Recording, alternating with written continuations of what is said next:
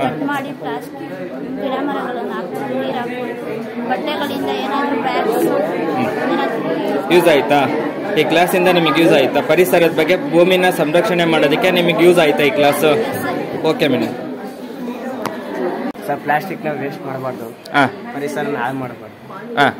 ಇವಾಗ ನೀನೇನು ಮಾಡ್ತಿ ಸರ್? ಅದೆಲ್ಲ ರೀಯೂಸ್ ಮಾಡಬೇಕು. ರೀಯೂಸ್ ಮಾಡ್ತಿ? ಏನೇನು ಮಾಡ್ತಿ? ಪ್ಲಾಸ್ಟಿಕ್ನ, ಪೇಪರ್ನ ರೀಯೂಸ್ ಮಾಡ್ತಿ. ಭೂಮಿನ ಹೇಗೆ ಸಂರಕ್ಷಣೆ ಮಾಡ್ತಿ? ನಾವು ಪ್ಲಾಸ್ಟಿಕ್ನ ಜಾಸ್ತಿ ಯೂಸ್ ಮಾಡಬಾರ್ದು, ಬಟ್ಟೆನ ವೇಸ್ಟ್ ಮಾಡಬಾರ್ದು, ಹಸಿ ಕಸನ ಮತ್ತೆ ಒಣ ಕಸನ ಬೇರೆ ಮಾಡಬೇಕು.